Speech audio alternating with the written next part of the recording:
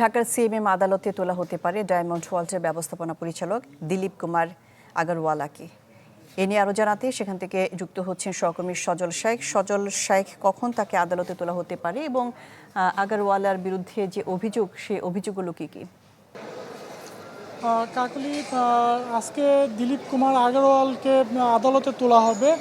আমরা যেটি জানি যে গতকাল রাতে কিন্তু র্যাব দিলীপ কুমার আগরওয়ালকে গুলশান থেকে গ্রেপ্তার করেছে। আমরা যেটি জানতে পেরেছি, তার নামে কিন্তু হত্যা মামলা দায়ের হয়েছে এবং হত্যা মামলার পরিপ্রেক্ষিতেই কিন্তু তাকে গ্রেপ্তার করা হয়েছে। এছাড়া কিন্তু তার নামে প্রতারণা এবং বিদেশে অর্থ পাচারের যে মামলাও রয়েছে, সেই মামলার বিষয়েও কিন্তু তাকে আজকে আমরা যতদূর জানতে পেরেছি যে তাকে রিমান্ড চাওয়া হবে। তিনি কিন্তু এখন বাড্ডা থানায় রয়েছে, তাকে এখনও কিন্তু আদালত প্রাঙ্গণে আনা হয়নি।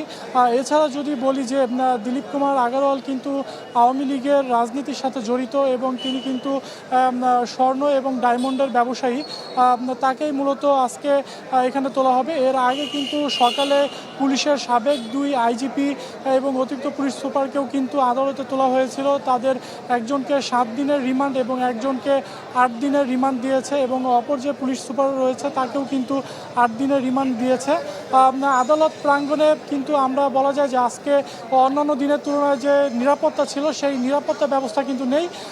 এর আগে যেই আসামিদের মারধরের ঘটনা ঘটেছিল, তার পরিপ্রেক্ষিতেই কিন্তু নিরাপত্তা জোরদার করা হয়েছিল।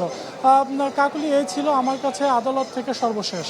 জি সজল শেখ, ডায়মন্ড ওয়ার্ল্ডের ব্যবস্থাপনা পরিচালক দিলীপ কুমারকে সিএমএম আদালতে তোলা হতে পারে আজ, এ নিয়ে জানাচ্ছিলেন সজল শেখ।